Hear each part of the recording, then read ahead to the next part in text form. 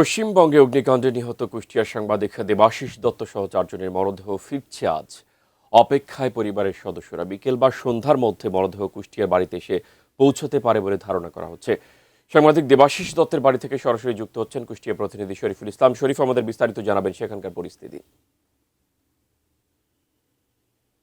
আপনি যেমনটি বলছিলেন, দীর্ঘ 4 দিনের যে প্রতীক্ষা প্রহর, এখানে স্বজনরা, পরিবার এবং এখানকার কুষ্টিয়ার যারা গণমাধ্যম কর্মী, তাদের এক ধরনের প্রতীক্ষা প্রহরের হয়তো আজকে অবসান হতে যাচ্ছে। সন্ধ্যার পর হয়তো বা রাত্রিও হতে পারে।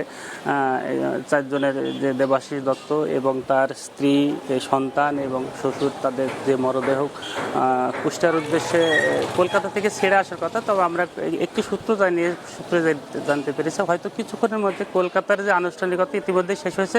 সামান্য যে আনুষ্ঠানিকতা আছে সেই আনুষ্ঠানিকতা শেষ হলে কলকাতা থেকে তাদের মরদেহ বাই অ্যাম্বুলেন্স, 2টি অ্যাম্বুলেন্স তাদের মরদেহ নেওয়া হচ্ছে।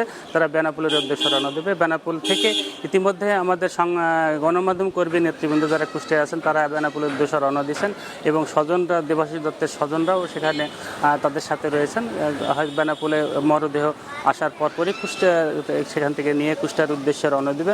কুষ্টিয়ায় আসার পরে তাদের যে আনুষ্ঠানিকতা আছে, দুই পরিবারের মধ্যে আনুষ্ঠানিকতা সম্পন্ন হবে। আমি একটু কথা বলবো যে আমরা যে কয়েকদিন ধরে যে এক ধরনের মানে সাধারণ মানুষ, একজন গণমাধ্যম কর্মী স্বজনরা যে একটা ভাবাবেগের মধ্যে আছে, কষ্টের মধ্যে আছে, উদ্বেগের মধ্যে আছে। সাংবাদিক দেবাশিস দত্ত 4 দিন ধরে মরদেহ কলকাতা অবস্থান করছে। সব মিলিয়ে একটু দেবাশিস দত্তের ভগ্নিপতি আছেন, আমি একটু মিঠু, তার নামে একটু তার পরিবার, তার একটু প্রতিক্রিয়া জানতে চাবো। কি অবস্থা একটু জানাবেন আমাদের। আমাদের পরিস্থিতিটা খুব ভয়াবহভাবে যাচ্ছে। সব মিলিয়ে খুব ট্র্যাজেডি বলা যায়। এখন আমাদের দেবাশিসদার বডিটা হয়তো বা সন্ধ্যা নাগাদ চলে আসতে পারে। তো মানে কিছু বলার তো ভাষা থাকে না।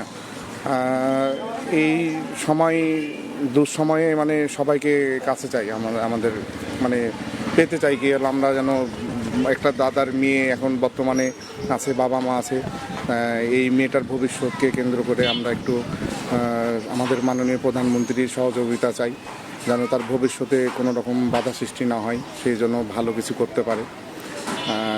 আর সব মিলে সবারই একটু আমাদের ফ্যামিলির ব্যাপারে একটু সহযোগিতা কামনা করছি।